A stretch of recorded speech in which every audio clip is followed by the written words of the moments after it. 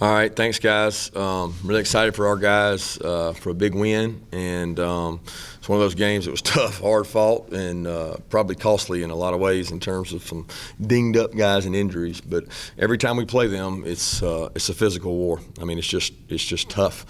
They play really stout along the offensive and defensive lines.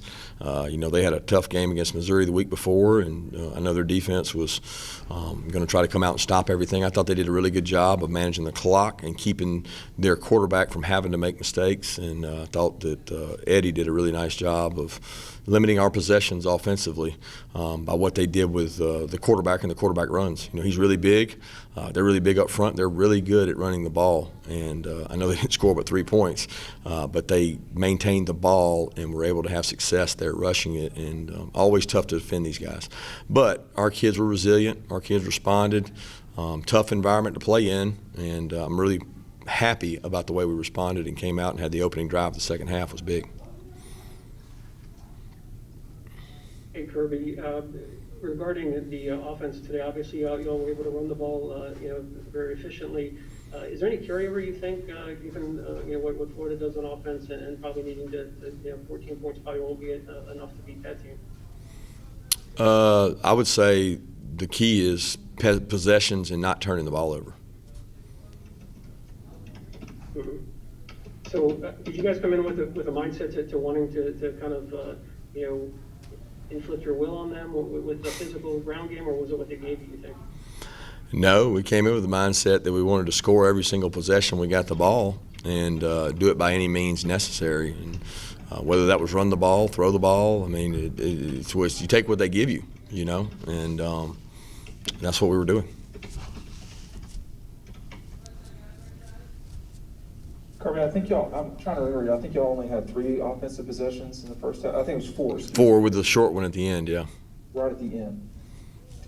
When you don't have as many, is it hard to tell in the first half if y'all are struggling or if y'all are doing what you're supposed to do and Kentucky has the ball too much? How would you categorize that? Can you Well, I definitely wouldn't say we're struggling. I mean, not at all. We basically got things down to, we had a third down maybe that James or somebody caught a ball, and I think he ended up like a foot short or a yard short, and we just, didn't convert. You got to get that first down, which he got one later in almost the same situation. He got the first down, and defensively you got to get the ball back to the offense. I mean, they had a 19-play drive or something. It was like playing the triple option where you only get a certain number of possessions. But I wasn't disappointed in the effectiveness of the offense in the first half. They just didn't get many opportunities.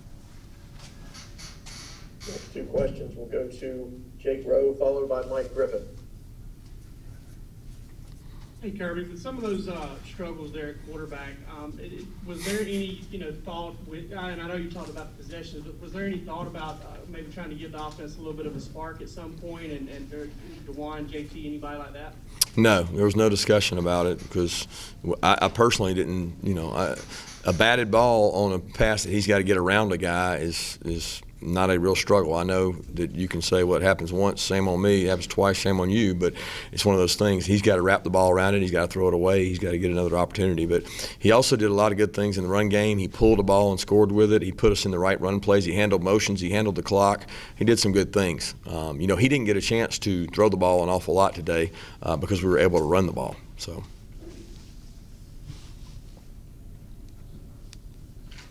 Yeah, Kirby, I think after the last game you said you wanted to get back to playing your brand of football. Is that, there was a lot of pounding the ball on the ground. Was that a reference to being able to run the ball effectively? I didn't say my brand, first of all.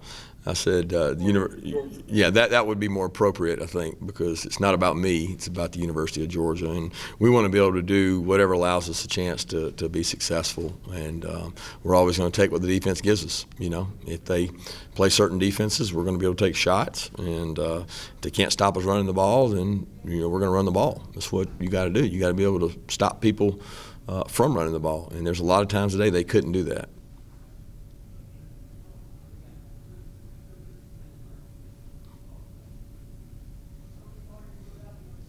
Next 2 questions will go to Anthony Dasher, followed by Jillian McIntyre. Coach, you touched on this at the beginning. Again, we have obviously a ton of injuries, especially on the defensive side, losing some of that, like Julian goes down, Quay goes down. Now, I know it's always a next man up, philosophy, but that many guys, key guys, keep going out. Is it just kind of one thing you kind of shake your head what happens next, or and kind of how are those guys right now? I don't know how they are really, and I mean, you don't shake your head at it. That's what you have other players for. They give us 85 scholarships. You know, you got to use those. You got to get the next guy up ready to go play. It's why we train those guys. You know, they rep in practice. They practice every day in practice. They get their opportunity to play. I certainly don't know that all those guys were exactly ready for that kind of physicality, but they better get ready because they're going to be playing in the SEC the rest of the way. Hey, Coach. With Zamir's first 100-yard game of his career, can you describe his performance and what this meant for Georgia's rushing attack returning to form? Oh, I thought he ran with great toughness. So much pride in Zamir. He cares so much about his teammates. He does everything the right way. He's a leader. He never complains. Never gripes about touches. He just runs really hard when he gets the ball. He plays really hard on special teams, and he's an ultimate team player, and couldn't have happened to a better guy. Next questions will go to Chip Towers, followed by Brandon Sudge.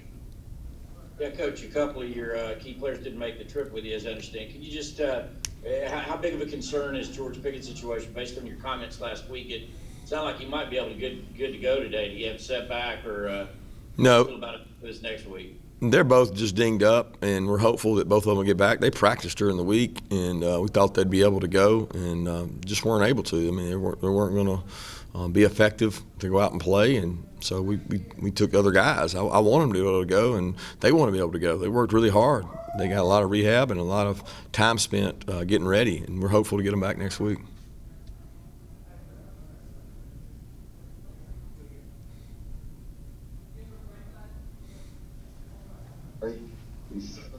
Sorry. Kind of going back over to the running game, and especially early on when y'all had all those runs in the open. What type of things were you able to see or take advantage of early on in the run game? I thought the backs ran hard, and we got a hat on a hat. You know, if you block the right guy and you block them legally, then our backs are hard to tackle.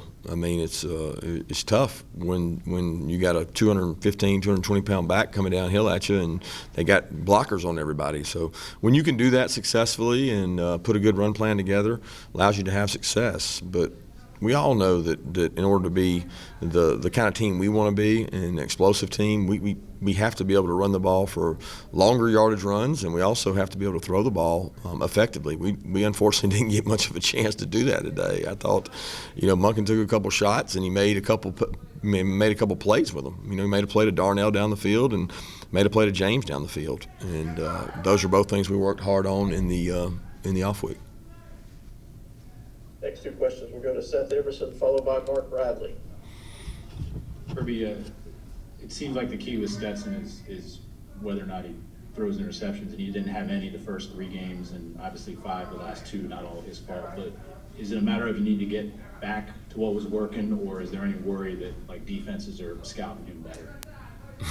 No, it's nothing to do with defense scouting him better or doing anything like that.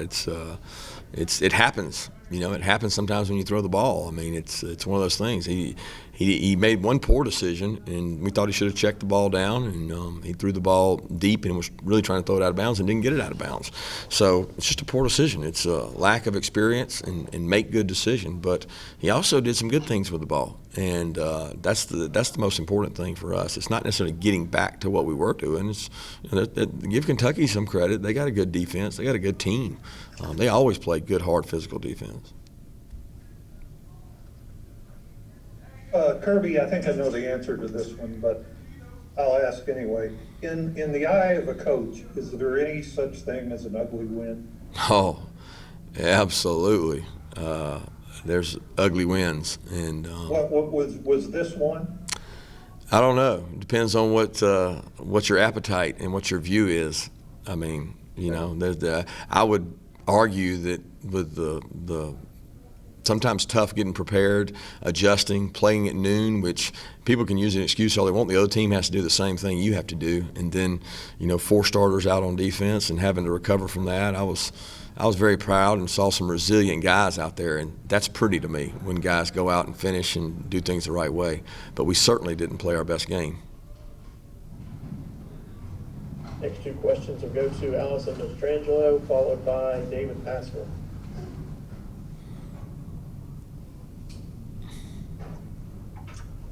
Coach, overall with Stetson Bennett just making his 4th start, I know we've talked about his turnovers, but what have you seen progress from him just in his confidence and his play calling moving forward?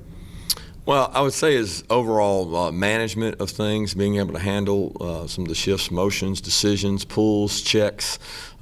He makes some good plays. He makes some good timing plays.